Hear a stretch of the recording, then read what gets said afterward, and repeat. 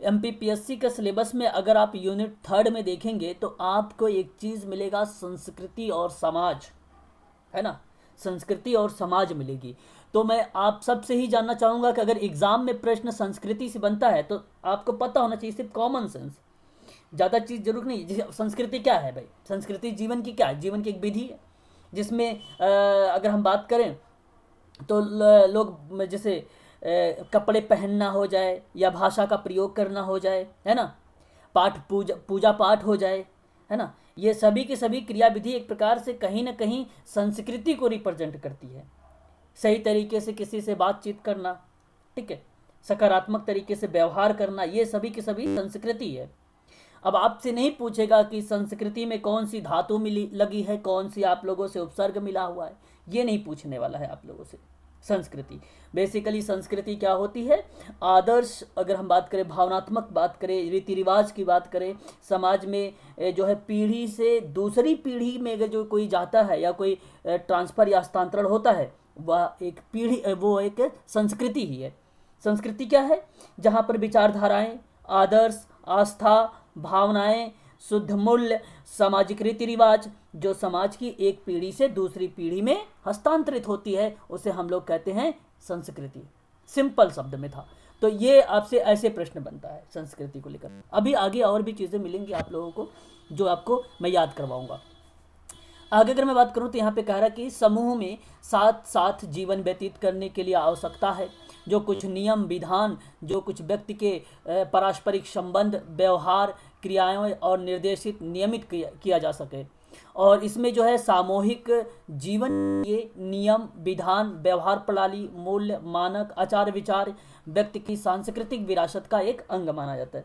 तो आप बोल सकते हो, ये भी बात है, आप ना ये भी बातें बोल सकते हो कि जो संस्कृति होती है समाज में एक पीढ़ी से दूसरी पीढ़ी में दूसरी पीढ़ी को विरासत में मिली हुई है संस्कृति, है। तो ये भी बोल सकते हो, एक पीढ़ी से दूसरी पीढ़ी में विरासत में मिली थी। यही बात यहाँ पे कहने की कोशिश की जा रही है कि जहाँ पे मूल्य, प्रणाली, मानक, आचार विचार व्यक्ति की सांस्कृतिक विरासत का एक अंग माना जाता है, तो उसी को हम लोग बोलते हैं संस्कृति। ठीक है, आगे हम बात करते हैं और संस्कृति में और क्या क्या चीज़ें होती हैं। तो यहाँ पे देखिए रॉबर्ट रेडफील्ड की एक परिभाषा दी गई है।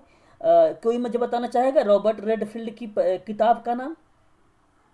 बताइए जरा एक बार। हाँ, लिटिल कम्युनिटी। तो ये थोड़ा सा आप लोगों को ध्यान रखना होगा, है ना, ये छोटी छोटी बातें हैं जो आप सबके काम आने वाली है। ठीक है भाई। तो रॉबर्ट रेडफील्ड कहते हैं कि संस्कृति को संक्षिप्त परिभाषा में बताया है कि संस्कृति कला और उपकरणों में जाहिर परंपरागत ज्ञान का वह संगठित रूप है जो परंपरा के द्वारा संरक्षित कर लिया जाता है या मानव समूह की विशेषता बन जाती है या मानव समूह की विशेषता के रूप में रिप्रेजेंट होती है, प्रस्तुत होती है। तो हम इसको बोलते हैं संस्कृति। तो संस्कृति बेसिकली कला और उपकरण के रूप में जाहिर करने वाला कोई व्यक्ति है तो रेडफील्ड है। फिर कहता है कि ये संगठित होता, संगठित कहाँ, समूह के जब लोग होंगे, जब समूह की विशेषता होगी, उस समूह की विशेषता कुछ जो होती है उसी विशेषता को हम लोग कहते हैं संस्कृति। तो ये रेडफील्ड का कहना है कि वो जो समूह है, समूह की जो विशेषता होगी वो बेसिकली संस्कृति कहलाती है। ये रेडफील्ड का कहना है। ठीक है, आगे अगर हम बात करते हैं तो आगे एक और परिभाषा आ रही है श्री कून के अनुसार। ये कह रहे हैं कि संस्कृति उन विधियों का समुच्चय होता है। समुच्चय का मतलब एक प्रकार से आप कह लीजिए कि लोगों का समूह या झुंड या गुट। ठीक है, एक प्रकार से आप ये बोल सकते हैं। तो संस्कृति उन विधियों का एक समुच्चय है जिसमें मनुष्य एक पीढ़ी से दूसरी पीढ़ी तक सीखने का कारण रहता है। तो आप वही बात है जिससे विरासत में मिली है एक संस्कृति से दूसरी संस्कृति में। तो आप ये भी बोल सकते हो कि एक पीढ़ी से दूसरी पीढ़ी में सीखने का जो कारण बनता है वो बेसिकली संस्कृति की उन विधियों से है जहाँ पे लोगों का समुच्चय है। तो ये आपकी परिभाषा बन जाती है श्री कून के अनुसार, है ना। परिभाषा आप लोगों से नहीं पूछा जाएगा कि किसने क्या बात कही है। ठीक है, ध्यान रखिएगा ये भी थोड़ा सा। आगे अगर हम बात करते हैं, एक और परिभाषा आ रहा है कि हाबल क्या कहते हैं। हाबल का जो विचार था, इनका कहना था कि संस्कृति सीखे हुए व्यवहार और प्रतिमानों का कुल योग होता है। ठीक है, तो हाबल का जो विचार है, संस्कृति सीखे हुए व्यवहार और प्रतिमानों का कुल योग होता है। ठीक है, जो व्यवहार से आपने प्रतिमानों से सीखा है जो चीज़ें, वो संस्कृति है। तो ये हाबल कहते हैं, जो चीज़ें आप जैसे सीख रहे हैं तो ये आपकी संस्कृति का आप सीख रहे हैं। ये हाबल का स्टेटमेंट है ना। अगर हम बात करते हैं बोगार्ट्स के तो बोगार्ट्स संस्कृति किसी समूह के कार्य करने और विचार करने की समस्त रीतियों को कहते हैं। मतलब संस्कृति जो है किसी समूह के कार्य करना और उसके विचार करने की जो समस्त रीति रिवाज हैं उन्हीं को हम बोलते हैं क्या, हम बोलते हैं संस्कृति। तो किसी भी समूह के जो कार्य होंगे, ठीक है, और उसके विचार होंगे, उसके सभी तरीके होंगे, उन तरीकों का जो नाम है वो संस्कृति है। बस वही बात बोगार्ट्स कह रहा है, ठीक है।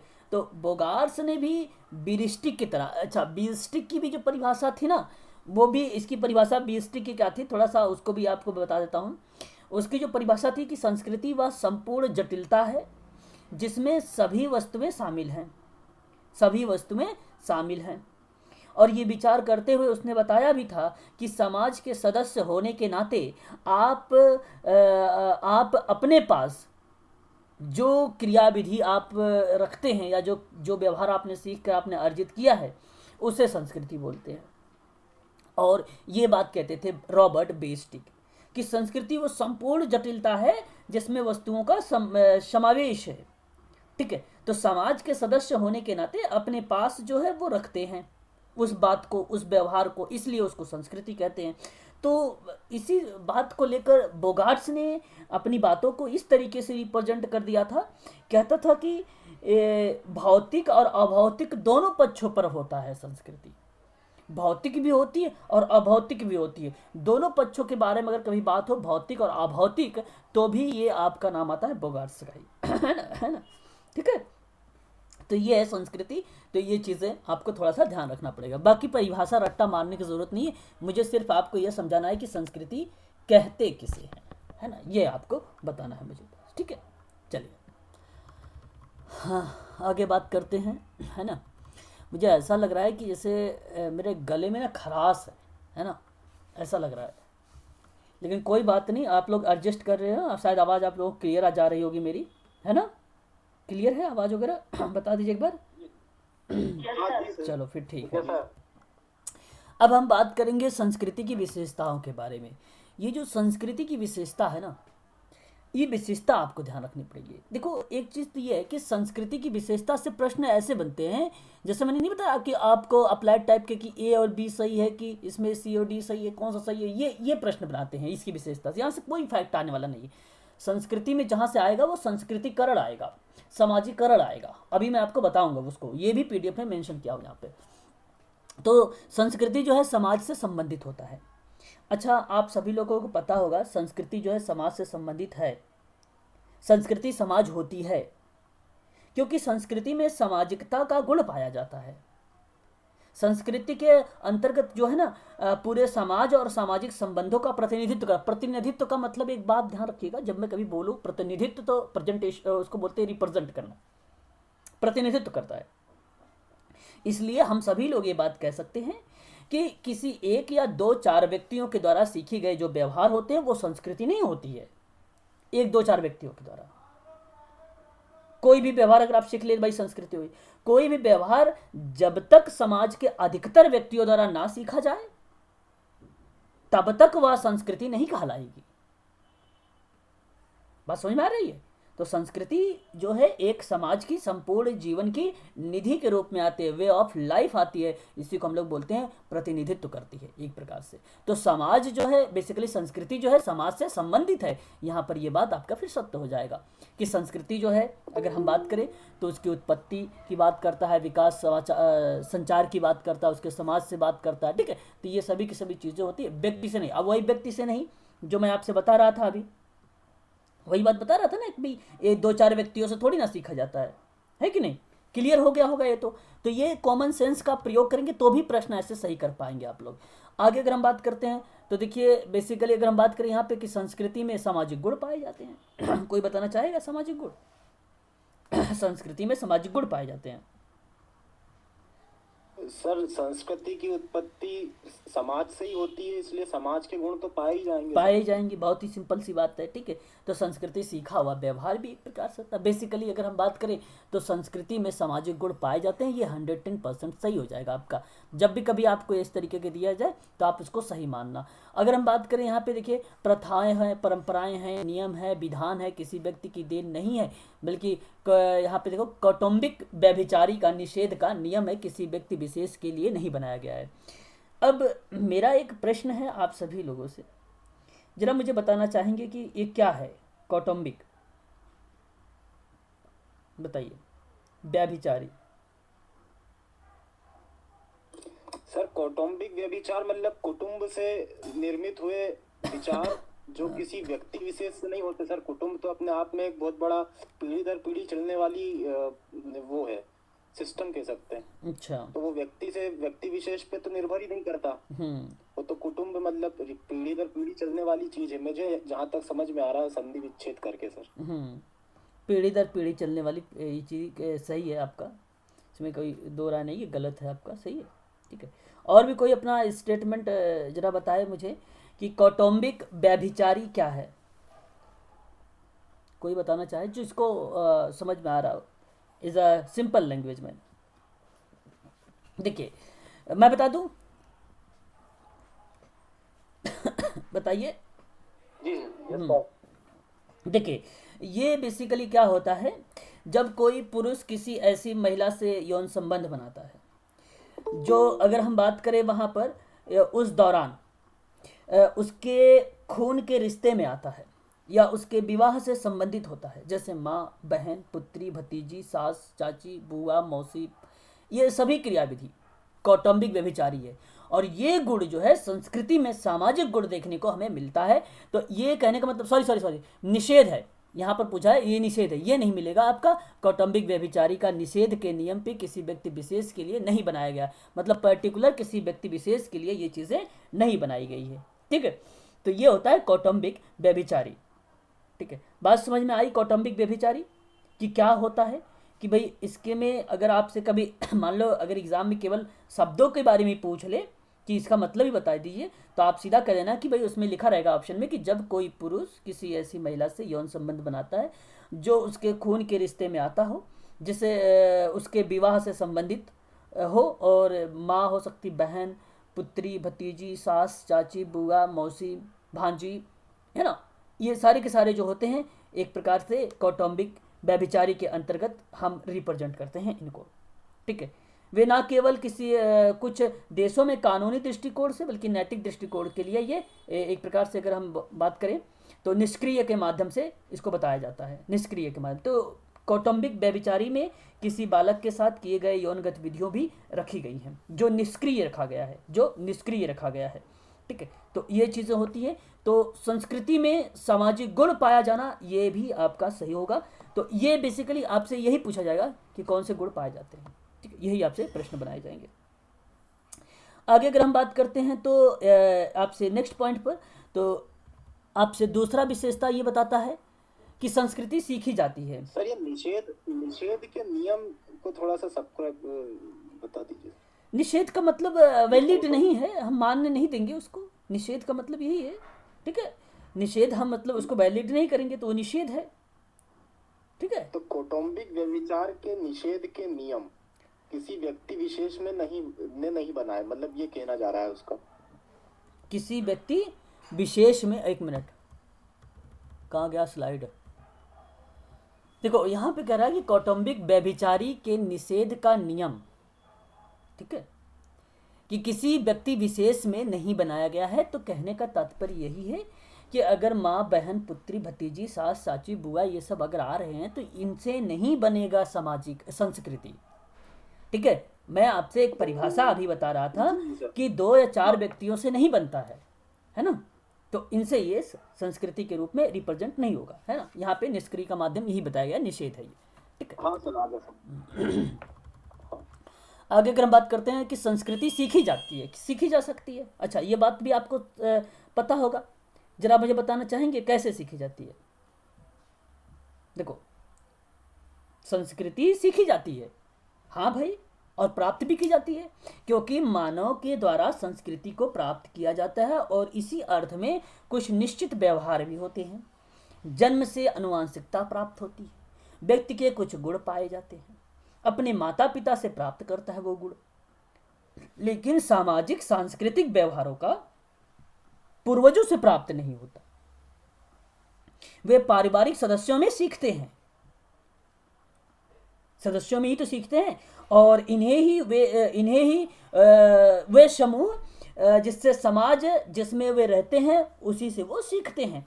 तो मानव की सांस्कृतिक, शारीरिक और सामाजिक वातावरण से प्रभावित होता है। तो इसके लिए हम इसको बोल सकते हैं कि संस्कृति सीखी जा रही है। संस्कृति क्या की जा रही है? सीखी जा रही है। अगर आप देखें यहाँ पे लिखा हुआ है कि संस्कृति सीखा हुआ व्यवहार है है ना, सीखा हुआ व्यवहार है, और यह उत्तराधिकार में नहीं बल्कि शिक्षा एवं अभ्यास के द्वारा प्राप्त होता है। व्यक्ति समूह के आचरण और व्यवहार और लक्षण के अभ्यास के द्वारा सीखता है। वही उसी को हम लोग बोलते हैं, क्योंकि वो प्राप्त करता है माता पिता से ही। तो ठीक है, तो ये भी आपका करेक्ट जवाब हो जाएगा कि संस्कृति जो है सीखी जाती है। ठीक है, याद रहेगा ना। आप आगे बात करते हैं, बता दीजिए एक बार। जी सर। आगे अगर हम बात करते हैं तो आगे बात करते हैं तो कह रहा है कि संस्कृति, पॉइंट नंबर 4 पे, कि संस्कृति सीखने से विकसित होता है। बात तो ठीक है। जब भाई वहाँ पर आप पढ़ रहे थे कि संस्कृति जो है सीख रहे हैं आप, है ना, समाज में, तो जाहिर सी बात है कि संस्कृति सीखने से ही विकसित होगा। फिर तो ये बात तो सही है कि व्यक्ति संस्कृति से सीखता, अर्थात जन्मजात गुण नहीं होते इसमें। तो समाज में रहकर वो व्यक्ति से विभिन्न तरीके से पक्षों के बारे में जानता है और उसको अपना लेता है। तो यह आप इसको कह सकते हैं ये संस्कृति है। ठीक है, तो ये आपका सही हो जाएगा। संस्कृति जो है संचरित होती है। कोई बताना चाहेगा? संस्कृति जो है संचरित होती है, कैसे? कैसे बताइए, थोड़ा सा व्याख्या करिए। तो संस्कृति का संचार संभव है, जो बोलना चाह रहे हैं कि संस्कृति का संचार संभव है, संचरित होती है। हाँ, ये तो बात तो ठीक कह रहे हैं कि भाई संप्रेषण होगा, ये तो ठीक है। पीढ़ी टू पीढ़ी हम एक दूसरे को सिखाते चले जाते हाँ, हैं और वो बस उसका बस बस। संचार आगे बढ़ता चला हाँ, जाता तो यहाँ संचरित का मतलब यही था, सिर्फ संप्रेषण से। ठीक है भाई, बहुत बढ़िया। तो ऐसे शब्दों को आपको पकड़ना है। तो कहने का मतलब है कि आप अगर देखें तो संस्कृति सीखने के संबंधित होती है, अतः इसका, अच्छा देखो यहाँ पे लिखा भी था संचार संभव है, जाहिर सी बात है संप्रेषण होता ही है। ठीक है भाई, बहुत अच्छी बात है। तो संस्कृति प्रतिमान एक पीढ़ी से दूसरी पीढ़ी में संचरित होती है, एक प्रकार से हम सीख रहे हैं, और एक पीढ़ी से दूसरी पीढ़ी में क्या कर हस्तांतरित भी करते हैं। तो संस्कृति का जितना विकास कर लेता है उतना ही समग्र रूप से अगली पीढ़ी में भी विकसित होता रहता है, या विरासत के रूप में उसे मिल जाती है। ठीक है, तो ये भी आपका सही जवाब हो जाएगा, नंबर 5 भी। ठीक है, ऐसे ऐसे प्रश्न मिलने वाले कि संस्कृति है क्या। अब यही सारी चीज़ें हैं कि प्रश्न जो मिलते हैं ना, तो ऐसे आपको ये चीज़ें याद रहेंगी लंबे समय तक जो आप बोल रहे हैं। इसीलिए बोला करें आप सभी लोग।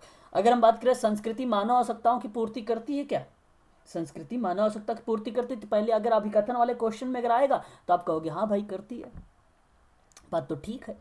अब थोड़ा सा हम ऐसे वाले प्रश्न में देखते हैं जो प्रश्न आते हैं बिंदुओं पर विचार करने वाले पर, कि सही होगा कि नहीं सही होगा। तो इसके लिए थोड़ा सा आप इस पर विचार करिए जरा, बताइए जरा कि संस्कृति मानव आवश्यकताओं की पूर्ति करती है कैसे। कोई बताना चाहेगा मुझे? सतेंद्र जी बताइए क्या हो सकता है। सर इसको अपन उससे रिलेट कर सकते हैं, क्योंकि संस्कृति में सामाजिक गुण पाए जाते हैं, और सामाजिक जो समाज है वह खुद आवश्यकताओं की पूर्ति के लिए बना, इसलिए संस्कृति भी आवश्यकताओं की पूर्ति के लिए। ठीक है, अगर हम बात करें संस्कृति जो है मानव आवश्यकताओं के लिए, तो यानी आवश्यकताओं की पूर्ति करने का गुण होता है, बात ठीक है। और यहाँ पे संस्कृति की छोटी छोटी सी इकाई होती है जो प्रत्यक्ष रूप से और अप्रत्यक्ष रूप से आपके सामने मनुष्य के रूप में आवश्यकताओं की पूर्ति की जाती है।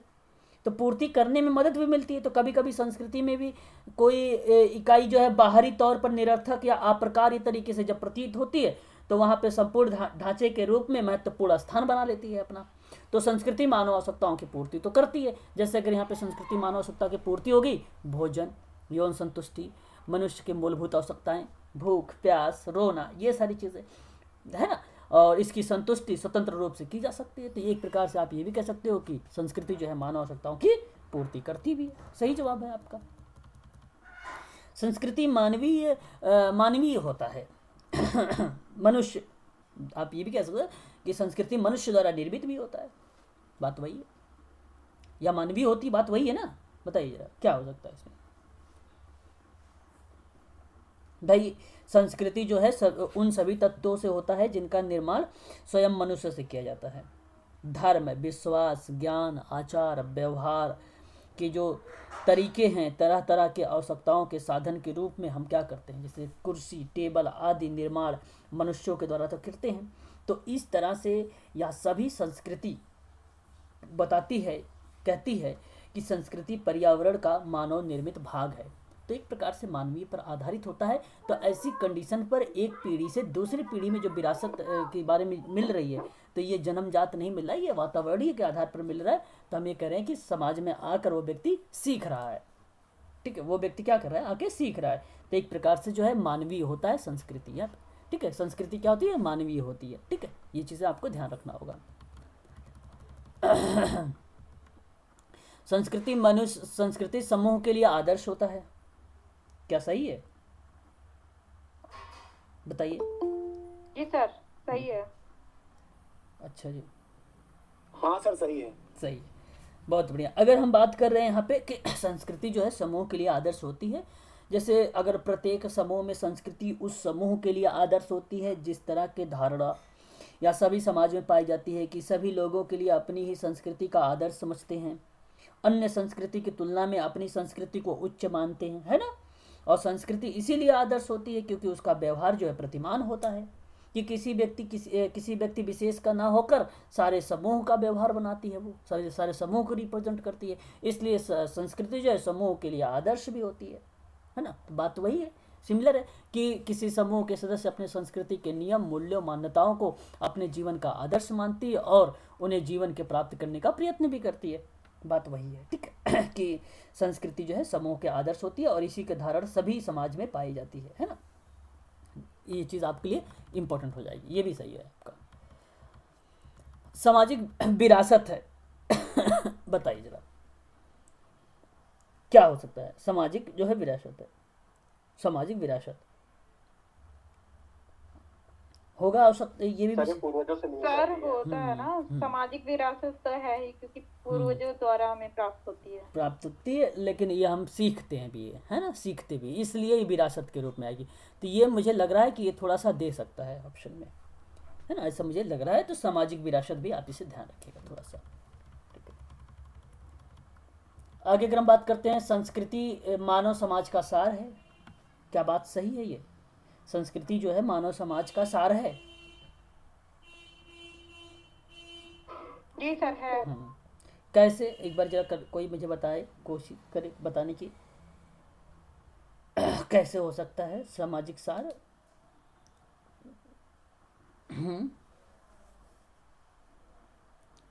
सर बच्चा छोटा होता है तो अपने घर से ही चीजें सीखना शुरू करता है, फिर उसके व्यवहार में वही चीजें जब बड़ा होता है तो वो हमें दिखना शुरू होती हैं। इसीलिए वो उसके पूरा मतलब जो भी वो सीखता है बड़े होने तक, इसीलिए वो संस्कृति उसकी सार होती है।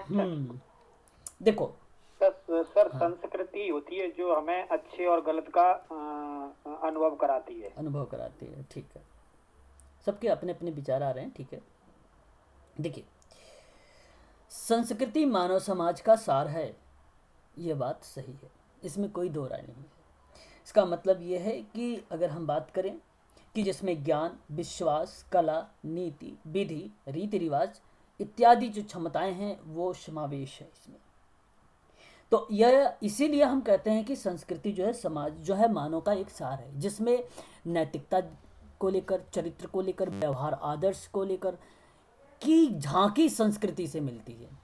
और समाज की संस्कृति मानदंड द्वारा किसी विशेष काल में समाज के लिए विकास का मापन भी हो सकता है। तो संपूर्ण मानवीय इतिहास का सार है ये, है ना, क्योंकि इसमें समाज के संपूर्ण गुणों का इतिहास निचोड़ सम्मिलित है। तो आप ये बात कह सकते हैं भली भांति तरीके से कि ज्ञान, विश्वास, कला, नीति, विधि, रीति रिवाज, अन्य क्षमताएं जो है आदतों का समावेश रहता है, जिसे मनुष्य समाज के सदस्य के रूप में मानता है। तो इसलिए इस बात को आप कह सकते हो कि ये सार है मनुष्यों का, ठीक है, संस्कृति। तो आप इसे बोल सकते हो।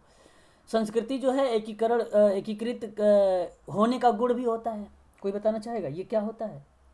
अगर हम बात करें संस्कृति में एकीकृत होने का गुण, सर मानव संस्कृति के कारण ही लोग एक दूसरे से जुड़े होते हैं, जिससे वो एक समूह कहलाते हैं, इसलिए संस्कृति एकीकृत होने का गुण है। अच्छा हाँ, आप अगर हम बात करें तो संस्कृति के बारे में, तो संस्कृति बहुत, अगर आप एकीकरण की क्षमता के बारे में बात करें तो संस्कृति जो है विभिन्न अंग मिलकर एक समग्रता का निर्माण करता है। और मतलब एकीकरण का मतलब होता है मिलाना, किसी एक विषय से दूसरे विषय में मिला के हमें अध्ययन करना। इंटीग्रेटेड का मतलब होता है मिलाना, मिला कर आपने एक सब्जेक्ट को क्या किया, फोकस किया, उस पर आपने अध्ययन कर रहे हैं। तो संस्कृति जब मिलकर एक समग्रता का निर्माण करती है तो संस्कृति के वो प्रतिमान स्थिर होते हैं, फिर वो दृढ़ हो जाता है। तो प्रत्येक संस्कृति और अपने अवयव के रूप में एक सूत्र के रूप में बंध जाता है। तो दूसरी संस्कृति की जो तत्व होगा उसको आत्मसात कर लेता है। तो संस्कृति के तत्व को हम यहाँ पर एक प्रकार से रिप्रेजेंट कर देते हैं कि एकीकृत के रूप में होता है, जिसमें एकीकृत के रूप में होता है। तो एकीकृत के गुण जो है पाए जाते हैं, क्योंकि एकीकृत का मतलब अगर ना समझ में आए तो मिलाना लिख दीजिए। मिलाना जो होता है बेसिकली, ये संस्कृत में किसी चीज़ को मिलाना की बात कर रहा है, किसी एक सब्जेक्ट को, ठीक है, एक विषय के बारे में, किसी एक चीज़ को या संस्कृति को, उसकी बात कर रहा है। तो आपका ये सही हो जाएगा। संस्कृति जो है अधिवैयक्तिक जो है सावयवी है। ये भी प्रश्न अच्छा है। और आपको पता होगा कि संस्कृति एक व्यक्ति के व्यवहार का परिणाम होता है, इसलिए ऐसा कहा जाता है कि संस्कृति व्यक्ति की शक्ति से ऊपर होती है। तो जब सामूहिक व्यवहार एक पीढ़ी से दूसरी पीढ़ी तक हस्तांतरित होता है तब वहाँ पर वेशभूषा जो होती है प्रभावित होती है ना। तो संस्कृति के प्रतिमान भी वहाँ पे अगर हम बात करें तो बदलते नहीं हैं। इसीलिए इसको ऐसा माना जाता है कि संस्कृति जो है अधिवैयक्तिक और सावयवी होता है, सावयवी होता है।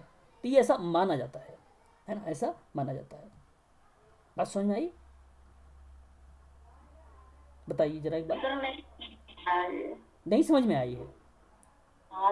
अच्छा आ गई समझ में, ओके। बाकी भाई तो सावयवी यानी सर फिर से एक बार बता दीजिए। वही अधि अगर सावयवी के बारे में बात करें वही है, अधिवैयक्तिक ही है। अधिवैयक्तिक होता है जिसको हम बोलते हैं सुपर इंडिविजुअल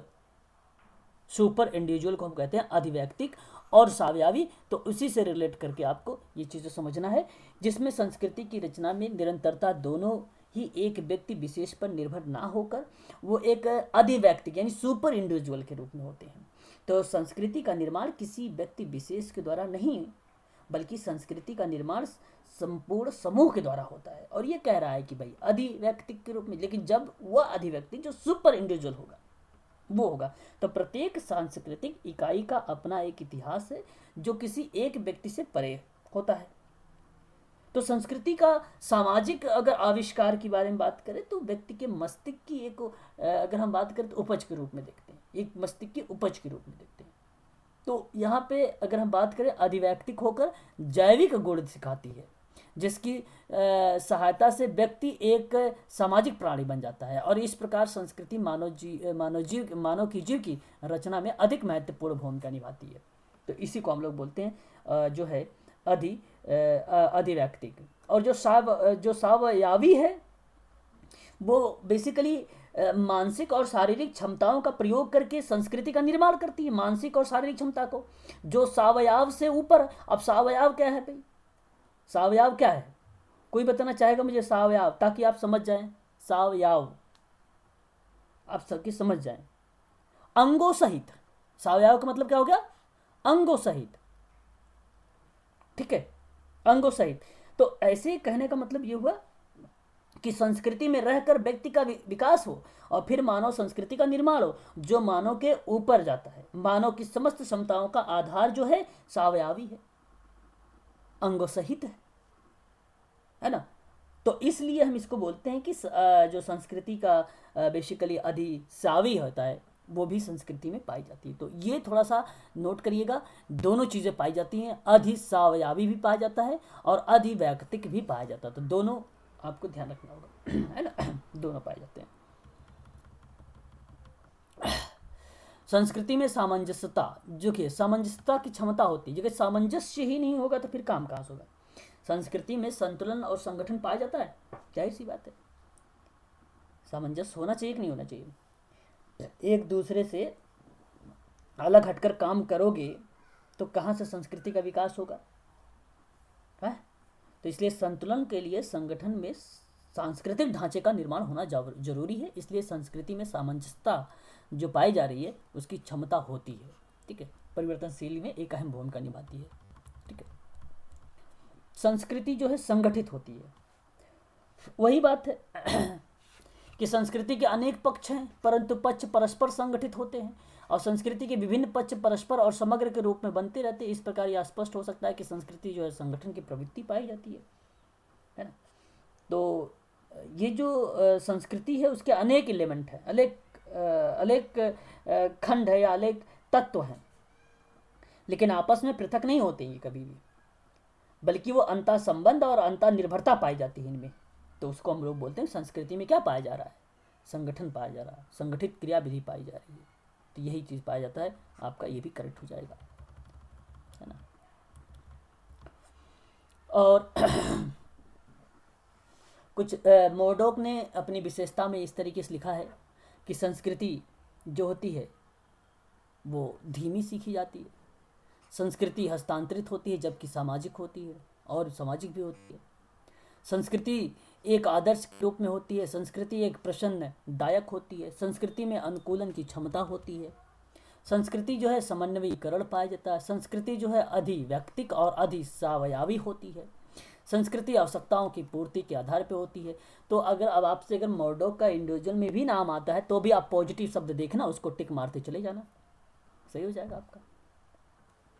आपको तो बता दिया मैंने ना, ये सारी चीज़ें, वही सारी चीज़ें आएंगी, है ना, संस्कृति में। ठीक है, आगे हम बात करते हैं। अब संस्कृति आपका क्लियर हो गया। अब हम बात करेंगे थोड़ा सा समाज के बारे में। हालांकि मैंने शुरुआत में आप लोगों को समाज के बारे में बता रखा है अच्छे से, समाज क्या क्या है ना। तो समाज, कोई बताना चाहेगा मुझे थोड़ा सा समाज की परिभाषा वगैरह, रिप्रेजेंट करता हो कोई भी व्यक्ति, समाज किसे कहते हैं, कोई भी व्यक्ति।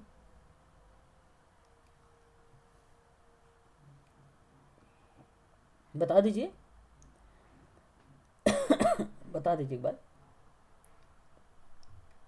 व्यक्तियों का समूह है सर। समाज सामाजिक संबंधों की एक व्यवस्था है। समाज जो है आप सर समाज जो है वो सामाजिक संबंधों की व्यवस्था है जो अमूर्त है। अमूर्त है, ठीक है। आम बोलचाल की भाषा में साधारण शब्दों में अगर अर्थ निकालते हैं हम लोग, समाज शब्द का प्रयोग जब करते हैं तो व्यक्तियों के समूह के लिए करते हैं। जैसे अगर आपको बताऊं मैं, आर्य समाज, ब्रह्म समाज, जैन समाज, ये एक समाज शब्द जो है साधारण अर्थ के, जिसका प्रयोग हम विभिन्न लोगों ने अपने अपने ढंगों से प्रयोग किया है, अपने अपने तरीके से लोगों ने क्या किया था, उसका यूज किया था। समाज शास्त्र में जी आपने बताया था कि जी आपने बताया था सर, जब समाज के आगे जैसे आर्य समाज जैन समाज लग जाए तो वह एक समाज हो जाता है।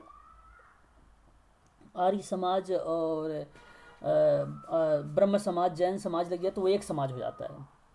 तो वो तो ऑटोमेटिक तो है ही है समाज, वो तो एक, देखो गुण उसमें एक समाज कह जाते हैं। देखो अभी आपको यहाँ पे अंतर नहीं है, उस पे अंतर पे आप ना जाएं, ठीक है, अंतर पे आप ना जाएं, ठीक है। कि एक समाज का क्या है, वहाँ पे एक समाज कैसे बारीकी से ये बताने की कोशिश की गई थी कि जो समाज है वो क्या है और एक समाज है उसमें क्या उसकी भूमिका है, ठीक है। अभी सिर्फ इतना ध्यान रखें आप सभी लोग कि जो समाज शब्द है इसका हम जो प्रयोग करते हैं, जैसे मैंने एक चीज़ बताया कि जैसे आर्य समाज लगा दिया, ब्रह्म समाज लगा दिया, जैन समाज लगा दिया, ये हम बोल देते हैं भाई इसका प्रयोग हमने जो किया है वो समाज के लिए किया, तो ये समाज है। तो जाहिर सी बात है कि ये ब्रह्म समाज एक समाज बन गया अलग से, जैन समाज एक अलग समाज बन गया अलग से, तो ये सबके अलग अलग। तो यहाँ पे प्रेजेंट करने की बात कर रहा है कि ये समाज है, ये समाज है। हम एक एग्जाम्पल के माध्यम से बता रहे कि इतने एग्जाम्पल है आपके लिए, वो तो समाज एक है ही है, अलग की बात है। तो साधारण शब्दों में अगर मैं बात करूं तो समाज बेसिकली समाजशास्त्र में इसका प्रयोग जो है जहां व्यक्तियों के बीच में व्यक्तियों के बीच में बात कर रहा हूं मैं, थोड़ा सा गौर रखिए इस पे करिएगा, ठीक है। तो अगर हम बात करें यहाँ पे ध्यान दीजिएगा, तो एक व्यक्ति जो है व्यक्तियों के बीच में पाए जाने वाले सामाजिक संबंधों का एक आधार पर निर्मित व्यवस्था ही एक समाज कहलाता है। कहता है कि व्यक्तियों और व्यक्ति के बीच पाए जाने वाले जो सामाजिक संबंध हैं उसके आधार पर निर्मित व्यवस्था जो है वो समाज है। क्या है यार, समझ में आया आपको? बताइए जरा एक बार, बताइए। हाँ सर। अच्छी बात है। अब देखो, समाज मानव एक सामाजिक प्राणी है, ये आप जानते हैं, और समाज और सामाजिक जीवन मानव का एक स्वभाव है। इस प्रकार समाज मानव के साथ साथ चलता है, मानव से ही समाज है। अतः समाज जो है मनुष्य में निहित है और मानव से ही समाज है। अपनी आवश्यकताओं को लेकर मनुष्य ने समाज को कहीं बाहर से नहीं बुलाया है। इस तरह से मनुष्य के यदि कोई परिभाषा मनुष्य के रूप में की जाती है तो वह उसके मानव समाज से पृथक नहीं हो सकता, और उसके लिए सामाजिक जीवन उससे उत्पन्न उसकी सांस्कृतिक व्यवस्था से पृथक भी नहीं की जा सकती है। तो समाज के उस मानवीय संबंधों को जहां पे संपूर्ण जटिलता के रूप में हम इसको देख रहे हैं, तो जो साधन और साध्य संबंधों के रूप में क्रिया कर रहा हो वो बेसिकली समाज है। बहुत सारे विद्वान ने कहा, जैसे अभी आपने बताया समाज का मूर्त है, बात ठीक है। समाज व्यक्तियों का समूह ना होकर वो पनपने वाले सामाजिक संबंधों का ज्ञाता होता है। तो समाज कोई प्रत्यक्ष स्थूल वस्तु नहीं है, ठीक है। संबंधों का आधार निर्मित समाज ही अमूर्त है, जहां हम प्रत्यक्ष रूप से नहीं देख सकते हैं। समाज अमूक वस्तु है, वो समाज है। समाज जो है समानताएं और असमानताओं देखने को मिलती है समाज में, मानसिक चेतना देखने को मिलती है, सहयोग मिलता है, संघर्ष मिलता है। इसमें विभिन्न दशाओं के प्रति व्यक्ति क्या करता है, प्रत्यक्ष अप्रत्यक्ष रूप से जागरूक होता है, और जागरूकता से ही सामाजिक संबंधों की जटिलता जो होती है वो व्यवस्था ही एक प्रकार की जो बनाई जाती है वो समाज कहलाती है। बस सिंपल शब्द में समाज इसी को बोलते हैं। आपको समाज एक अमूर्त है, ये याद रखना है। एक समूह के सदस्यों के बीच में पाया जाता है, पारस्परिक संबंध होता है, जहां संपूर्ण चीजों का ज्ञान हो रहा है, समझ हो रही है, बोध हो रहा है। व्यक्तियों के बीच पाए जाने वाले जो संबंध है वो अंतःक्रिया जो सामाजिक जीवन का निर्माण कर रही है वो समाज है। बस यही इसको बोलते हैं समाज को। मैंने समाज को आप लोगों को पढ़ा रखा है समाज के बारे में। बाकी यहाँ पे परिभाषा वगैरह भी है शायद, है ना, आप देखेंगे। इसके देखो अर्थ भी लिखा हुआ है कि किसी विशेष अर्थ में लिया जाता है समाजशास्त्री व्यक्तियों के मध्य पाए जाने वाले सामाजिक संबंधों को व्यवस्थित रूप को ही हम क्या बोलते हैं, समाज बोलते हैं, ठीक है। ये चीज़ें आपको मिल जाएगी। समाज की परिभाषा भी आप देखें तो यहाँ पे मिल जाएगी, है ना, कि समाज स्वयं संघ है और वह एक संगठन और व्यवहारों का योग है जिसमें सहयोग देने वाले एक दूसरे से संबंधित होते हैं, उसे हम बोलते हैं समाज। ये गिडिन्स की परिभाषा थी, ठीक है। तो कुछ विद्वानों ने परिभाषा भी दिया है। सामाजिक संबंधों का जाल है, ये मैकाइवर पेज ने भी दिया है। समाज की व्यवस्था की विशेषताओं के बारे में बात करूँ तो मैं बता भी चुका हूँ, समाज अमूर्त होता है, आपको पता है। समाज जो है पारस्परिक निर्भरता होता है, भाई जाहिर सी बात है ना, ये भी पाया जाता है। समाज जो है संबंधों की व्यवस्था है, ये भी बात ठीक है ना। अगर हम बात करें समाज जो है भिन्नता में चाहिए, तो मैं शायद आप लोगों की बार करा चुका हूँ।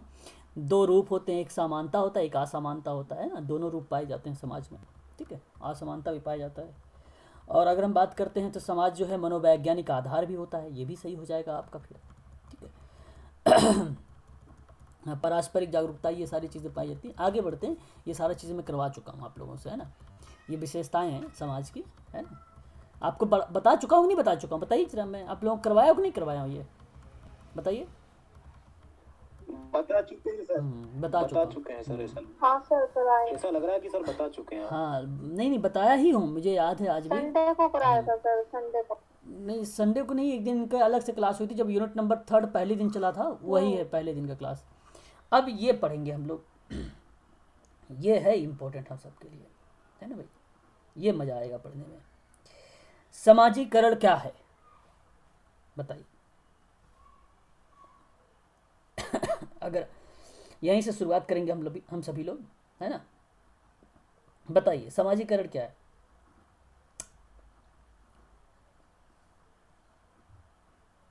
बोलिए।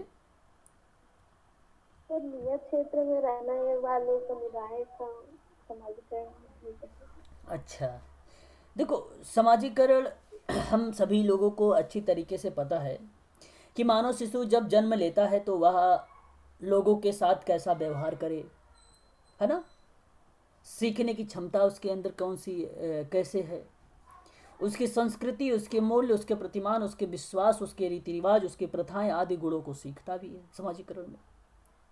तो सिंपल शब्दों में जब मानव शिशु जन्म लेता है तो वह लोगों के साथ कैसे व्यवहार करे उसके प्रति अचेत रहता है, अचेत रहता है, किंतु सीखने की क्षमता युक्त होती है उसमें, और वह सामाजिक संपर्क के द्वारा समाज की संस्कृति, मूल्य, प्रतिमान, विश्वास, प्रथा, गुण आदि को सीखता है। वही सीखने वाली जो प्रक्रिया है वही समाजीकरण है। वही सीखने वाली जो प्रक्रिया जो आप बता रहे हैं, मूल्य, संस्कृति, प्रतिमान, विश्वास, प्रथा, वही इसकी क्या है, समाजीकरण है। उसकी प्रक्रिया ठीक है, याद रखिएगा। तो कुछ विद्वानों ने अलग अलग तरीके से समाजीकरण को परिभाषित भी किया है, तो अभी हम देखते हैं आगे, है ना, यहाँ पे क्या चीज़ें हैं। सर समाजीकरण एक प्रक्रिया है। हाँ एक प्रक्रिया है। हाँ ये लिखा है सर इसमें। हाँ ठीक है ठीक है ठीक है, बढ़िया है, समाजीकरण एक प्रक्रिया है। अब प्रक्रिया है क्यों, प्रक्रिया आप बता भी सकते हो इसी तरीके से, क्योंकि वो व्यक्ति समाज में संस्कृति, मूल्य, प्रतिमान, विश्वास की जो सीख रहा है, जो उसका प्रोसेस है सीखने का, यही तो कारण है, वो प्रक्रिया है। तो समाजीकरण एक ऐसी सामाजिक प्रक्रिया है जिसके द्वारा एक जैविक प्राणी और एक सामाजिक प्राणी या सामाजिक गुणों का विकास होता है और वह सामाजिक प्राणी बनता है। ठीक है, तो उसे हम एक प्रकार से डिनोट कर देते हैं या प्रेजेंट कर देते हैं, समाजीकरण है ये। तो इस प्रक्रिया के द्वारा व्यक्ति समाज और संस्कृति के बीच रहकर विभिन्न साधनों के माध्यम से सामाजिक गुणों को सीखता है, अतः इसे सीखने की प्रक्रिया भी हम कह सकते हैं। ठीक है, इसे हम कह सकते हैं। और समाजीकरण के द्वारा जो है संस्कृति, सभ्यता, ठीक है, अन्य अनगिनत विशेषता जो पीढ़ी दर पीढ़ी हस्तांतरित होती रहती है, जीवित रहती है, उसे हम बोलते हैं। आगे हम बात करते हैं। ग्रीन महोदय की परिभाषा थी कि समाजीकरण वह प्रक्रिया है जिसके द्वारा बच्चा संस्कृति, विशेषताएं और आत्मपन, आप कह सकते हैं आत्मपन या व्यक्तित्व प्राप्त करता है, उसे समाजीकरण कहते हैं। तो समाजीकरण वो प्रक्रिया है जिसमें बच्चा क्या करता है, जिसके द्वारा बच्चा सांस्कृतिक विशेषताओं और आत्मपन या आत्म और व्यक्तित्व को प्राप्त करता है, उसे समाजीकरण कहते हैं। ये ग्रीन कहता है, सोशलाइजेशन के बारे में बताता है, जहां पे आप बच्चे ने क्या किया, एक्वायर किया है कल्चर को। ठीक है, ये चीज है। आगे अगर हम बात करते हैं फीचर के बारे में, फीचर भी विद्वान है एक। इन्होंने कहा कि समाजीकरण वह प्रक्रिया है जिसके फलस्वरूप व्यक्ति सामाजिक व्यवहारों को स्वीकार करता है और उसके साथ अनुकूलन करता है। जाहिर सी बात, तो वह प्रक्रिया जिसके फलस्वरूप व्यक्ति सामाजिक व्यवहारों को स्वीकार करेगा, जाहिर सी बात है, और उसके साथ अनुकूल रहेगा, तो उसे समाजीकरण कहते हैं। ठीक है, ये भी आपको ध्यान रखना होगा। एक आप लोगों को बात बताता हूँ। एक परिभाषा आती है यस.सी. दुबे का, है ना, दुबे, ये वाली मात्रा होगी, दुबे का नाम आता है, यस.सी. दुबे का। इन्होंने कहा कि समाजशास्त्र में जो समाज है उसके संदर्भ में बोला कि समाजीकरण वो कहलाता है जो संस्कृति के संदर्भ में मानव शास्त्र उसे स्व संस्कृति ग्रहण करता है, जब उसका हम बोलते हैं समाजीकरण। तो एस.सी. दुबे का अगर कोई एग्जैक्ट नाम आता है तो बहुत बच्चे सेरोकिन का नाम लगा के चले आते हैं, लेकिन सेरोकिन नाम नहीं होगा यहाँ पे, स्व संस्कृति ग्रहण। नोट कर लीजिएगा, ये एग्ज़ाम में पूछा भी गया है ना, तो ये इम्पोर्टेंट होगा आप सबके लिए। स्व संस्कृति ग्रहण, ये इम्पोर्टेंट है। तो ये एससी दुबे का है। बच्चों लगा के आ जाते हैं कौन सा, सेरोकिन का नाम लगा के आते हैं, हालांकि वो भी आता है, उसमें ऐसी बात नहीं है ना, लेकिन स्व संस्कृति ग्रहण में नहीं आता, ये संस्कृति में आता। ठीक है, वो चीज़ें आपको ध्यान रखना होगा। अब हम बात करते हैं गिलीन। अच्छा, परिभाषा आप छोड़िए, बस इसी के एससी दुबे के बाद, उसके बाद ग्रीन की परिभाषा। स्व संस्कृति ग्रहण का मतलब इसका मतलब क्या है? स्व संस्कृति ग्रहण, स्व संस्कृति ग्रहण का अगर मीनिंग आप जानना चाहते हैं तो मतलब स्वयं संस्कृति को ग्रहण कर लेना। इन कल्चर, अगर हम बात करें इन कल्चरलेशन के बारे में बात हो रही है यहाँ पर, बात समझ में आई आपको? स्वयं संस्कृति ग्रहण, स्व संस्कृति। स्वयं की संस्कृति तो स्वयं ही ग्रहण कर ही लेते हैं, तो फिर स्व संस्कृति ग्रहण क्यों कहा गया है? देखो, मानव शास्त्र उसे मतलब मानव के पॉइंट ऑफ व्यू से एससी दुबे जी का कहना ये था कि समाजीकरण जो होता है वो संस्कृति के पॉइंट ऑफ व्यू में मानव शास्त्र में उसको बोला गया कि स्व संस्कृति ग्रहण, समाजीकरण को, संस्कृति को नहीं, समाजीकरण को बोला गया है। संस्कृति अलग है, समाजीकरण अलग है। समाजीकरण जहाँ एक संस्कृति है उसको ग्रहण करना स्व संस्कृति ग्रहण है। मतलब जो समाजीकरण है एक सीख है जो सीखने वाले को सामाजिक भूमिका का निर्वहन के योग्य बनाती है, ये समाजीकरण है। भाई योग्य कब बनोगे आप? जब सीखने वाले को सामाजिक भूमिका का निर्वहन होगा, आपकी भूमिका बनेगी। तो उसी पर ये बात कही जा रही कि स्व संस्कृति ग्रहण जो है बेसिकली मानव शास्त्र में बताया गया है कि संस्कृति के पॉइंट ऑफ व्यू से बोला गया है कि जो व्यक्ति संस्कृति ग्रहण कर रहा है, संस्कृति मत पढ़िए यहाँ पे आप सोचिए थोड़ा सा उसके बारे में, इनकी परिभाषा है ये, ठीक है। इनका कहना ये है कि संस्कृति के पॉइंट ऑफ व्यू में बोला कि भाई मानव में क्या करता है कि स्वयं संस्कृति ग्रहण कर लेता है, स्वयं संस्कृति, ये कहना उनका है एससी दुबे जी का, ठीक है। इनका कहना यही है कि वो व्यक्ति ऐसे ग्रहण कर लेते हैं। आप कोई चीज़ होती है तो मानव समाज शास्त्र, अगर हम समाज की बात करते हैं तो मानव से ही तो सीखते हैं। तो स्वयं संस्कृति ग्रहण करने का मतलब ये नहीं कि अब वो किसी को कोई देखे ना और तुरंत तो अपने अंदर वो चीज़ें कहाँ से डेवलप होगा, बिना कुछ जानकारी लिए थोड़ी ना कुछ डेवलप होगा। वो मानव के बीच में ही रहेगा, मानव के बीच में ही रहेगा, लेकिन मानव के बीच में वो स्वयं संस्कृति, उसी को बोल दिया जो मानव कर रहे हैं उसको सीख रहा है। एससी दुबे ने कहा कि स्वयं संस्कृति ग्रहण, वो स्वयं ग्रहण कर लिया। आपने उसे नहीं बोला कि आप ग्रहण करो एटसेट्रा, कुछ भी हो सकता है, कुछ भी बोल सकते हो, ठीक है। तो स्वयं संस्कृति ग्रहण दुबे ने बोला था, ये बात ध्यान रखिएगा आप सभी लोग, ठीक है। समझ में आया? बताइए। आगे अगर हम बात करें तो समाजीकरण की विशेषता में एक है आपकी समाजीकरण सीखने की प्रक्रिया होती है। देखो, प्रोसेस ऑफ लर्निंग तो होता ही है ना। तो अगर हम बात करें तो समाजीकरण जो है वो सीखने की प्रक्रिया होती है, और इसमें आपसे अगर हम बात करें तो कह रहा है कि व्यक्ति समाज में संस्कृति, आदर्श, मूल्य, परंपरा और अनुरूप व्यवहार करना सीखता है, ठीक है। चलना, बोलना, खाना, कपड़ा पहनना, पढ़ना, लिखना आदि क्रियाएं जो होती हैं वो समाज से ही सीखता है, इसलिए उसे समाजीकरण कहते हैं। तो इसलिए हम बोल सकते हैं कि वह सीखने की प्रक्रिया है, प्रोसेस ऑफ लर्निंग है। तो ये समाज माना जाएगा, ठीक है, आपका समाजीकरण माना जाएगा।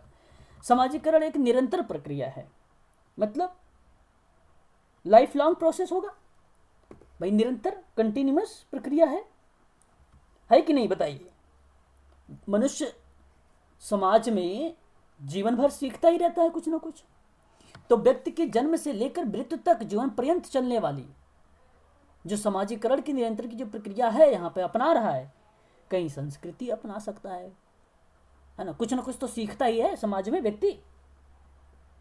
समाजीकरण अगर मैं आपसे बताया हूँ अभी अभी कि समाज में संस्कृति, मूल्य, प्रतिमान, विश्वास, प्रथा आदि गुण जो है सीखता है, तो और भी तो गुण हो सकते हैं, कोई भी गुण हो सकता है जो निरंतर चलता रहता है लाइफ जीवन भर, है ना। तो वो चीज़ें सीखता रहता है। अनुकरण से प्रभावित होता है, ये भी आपका सही है। इसमें है कि अनुकूलन का विशेष महत्व है। बालक अपने परिवार, पड़ोस और खेल साथियों और अनेक दूसरे संगठन से प्रत्यक्ष और अप्रत्यक्ष दोनों रूप से दूसरे लोगों से व्यवहार का अनुकरण भी करता है। अनुकरण का मतलब कॉपी कर रहा है, ट्रेसिंग कर रहा है ना, उसका देख कर रहा है, अनुकरण कर रहा है, उसको इमिटेशन कर रहा है। तो ये भी आपका सही हो जाएगा। आत्मसात की प्रक्रिया भी होती है। आत्मसात वह अपने संस्कृति को आत्मसात करने की प्रक्रिया बता रहा है कि सामाजिकरण की प्रक्रिया के द्वारा एक व्यक्ति अपने समाज से सांस्कृतिक मूल्य, प्रतिमान और स्वीकृति व्यवहार को आत्मसात करता है, और उसी को हम बोलते हैं आत्मसात की प्रक्रिया पाई जाती है ना। सामाजिकरण की प्रक्रिया जो है सापेक्षित होती है, मतलब समय और स्थान के सापेक्ष होता है।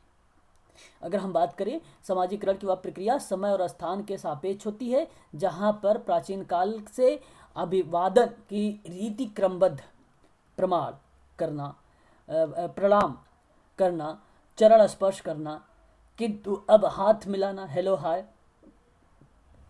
उच्चारण से स्वागत करना, यह आधुनिकता का सूचक माना जाता है। तो इसलिए इसको एक सापेक्षिक बोला गया है। तो सापेक्षिक भी होता है यहाँ पर सामाजिकरण। सामाजिकरण जो होता है वो सांस्कृतिक तत्वों को आत्मसात करता है। भाई बात ठीक है, वह अपने सांस्कृतिक को तत्वों को क्या करता है, आत्मसात करने की प्रक्रिया मानता है। तो जब समाज की भौतिक और अभौतिक संस्कृति जो होती है, जहाँ विभिन्न तत्वों से आत्मसात कर लेता है, तो किसी समाज के आदर्श, मूल्य, व्यवहार आदि जो प्रतिमान होते हैं वो पाए जाते हैं। तो ये भी आपका सही हो जाएगा। सामाजिकरण की प्रक्रिया के द्वारा सांस्कृतिक हस्तांतरण भी होती है ना, हस्तांतरण भी देखने को मिलता है। ठीक है, ये भी सही है। आगे हम बात करते हैं पीढ़ी दर पीढ़ी बढ़ना। आजीवन प्रक्रिया होती है, जिसको आप बोल लेते हैं जीवन पर्यंत चलने वाली प्रक्रिया, है ना। आजीवन प्रक्रिया वही है, शब्दों का थोड़ा सा इधर उधर किया गया है।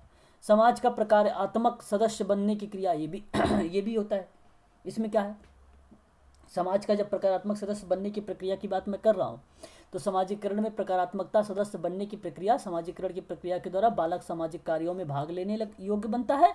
सामाजिकरण सामाजिक शैक्षणिक की क्रिया या प्रक्रिया, जो इस प्रक्रिया के नवजात शिशु पालन पोषण के क्रम में अपने सामाजिक वातावरण, परिवार, समुदाय, विद्यालय आदि से व्यवहारों को नियंत्रित करता है और वांछित और अवांछित व्यवहारों को अंतर कर पाता है, सीखता है।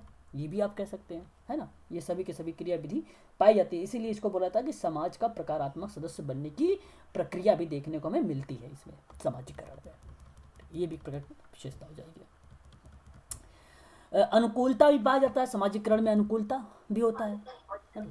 ये भी पाया जाता है, अनुकूलता भी पाया जाता है। ठीक है, समय और देखो अभी मैं बता भी रहा था ना कि समय और स्थान के सापेक्ष, तो वहाँ पे सापेक्षिक का तत्व भी पाया जाता है ना।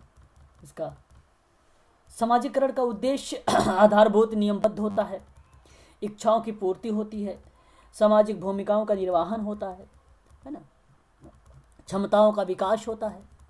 ठीक है, अब हम बात करेंगे सामाजिकरण के सिद्धांतों के बारे में। ये भी इम्पोर्टेंट है ना। कुछ एग्ज़ाम के पॉइंट ऑफ व्यू से अगर बात किया जाए इसके सिद्धांत को लेकर, तो बहुत फेमस है ये इसके सिद्धांत, जो कि एग्ज़ाम में पूछे भी जाते हैं। कौन कौन से सिद्धांत कोई बताना चाहेगा मुझे?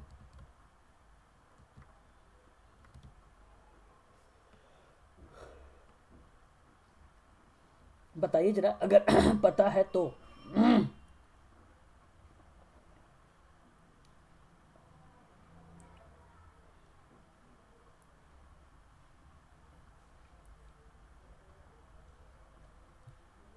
मैं बताऊं?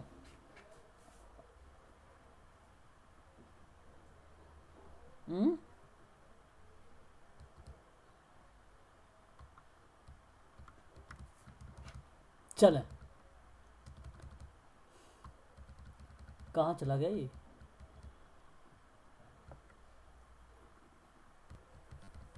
शुरुआत करें कि आज के लिए इतना ही रहने दे?